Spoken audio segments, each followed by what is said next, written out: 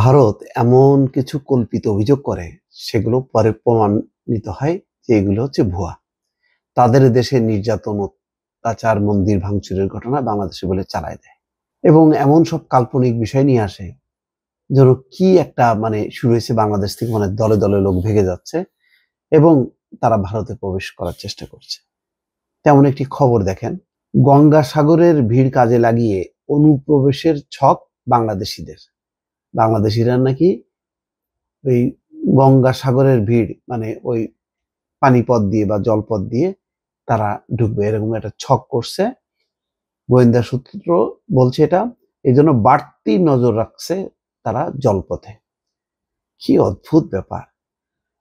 গঙ্গাসাগর মেলার আয়োজন নিয়ে সাজ রব সাগর দ্বীপে সোমবার মেলার প্রস্তুতি খতিয়ে দেখতে আসছেন মুখ্যমন্ত্রী মমতা বন্দ্যোপাধ্যায়। সেই আবহে নদীপথে কড়া নজরদারি শুরু করেছে রাজ্য পুলিশ। কেন?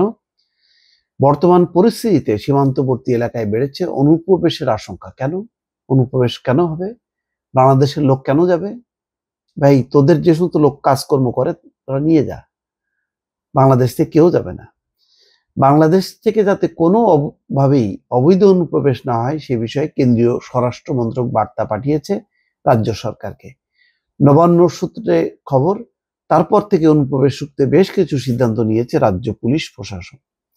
তা করতে গিয়ে রাজ্য পুলিশ ইঙ্গিত পেয়েছে গঙ্গাসাগর মেলার ব্যস্ততার সুযোগ নিয়ে নদীপথ হতে পারে বেআইনি অনুপ্রবেশ। আর সেই আভাস পেয়েই মেলা শুরুর আগে গঙ্গা এবং সাগরের মিলনস্থলে বেড়েছে পুলিশের নিরাপত্তা।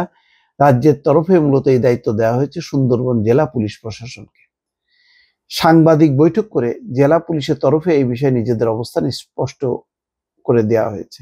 রাজ্য পুলিশ সূত্র বলছে, সুন্দরবন জেলা পুলিশ প্রশাসনের ওই সাংবাদিক বৈঠকের মূল লক্ষ্য বাংলাদেশের অবৈধ অনুপ্রবেশকারীদের কড়া বার্তা পাঠানো। জলপথে অনুপ্রবেশের চেষ্টা হলে যে রাজ্য পুলিশ ছেড়ে কথা বলবে না, সেই সাংবাদিক বৈঠকে স্পষ্ট করে দিয়েছেন সুন্দরবন জেলা পুলিশের সুপার কোটেশ্বর রাও।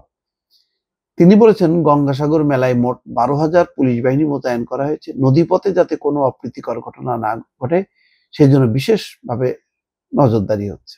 বাংলাদেশের জঙ্গি কি আব্বাস শেখ, এইদেরকে গ্রেপ্তার করা হয়েছে।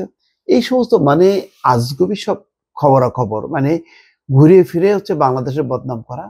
বাংলাদেশের জন্য সমস্ত মানুষ একেবারে আমেরিকা হয়ে গেছে ভারত, বা ইউরোপ, কানাডা, সেখানে ছুটে প্রবেশের জন্য চেষ্টা চালাচ্ছে। গাঁজাখুরি গল্প এই সমস্ত কাদেরকে শোনাচ্ছে তারা আল্লাহ জানে। এগুলি হলো বাংলাদেশ বিরোধী মোট কথা অপপ্রচার। আনন্দবাজার পত্রিকা সহ অন্তত 49টা গণমাধ্যম এইভাবে প্রচার চালায় যাচ্ছে অব্যাহতভাবে। প্রতিদিন তাদের গণমাধ্যমে বাংলাদেশ সম্পর্কে নেতিবাচক খবরাখবর আছে। দর্শক ভালো থাকবেন, আল্লাহ হাফেজ।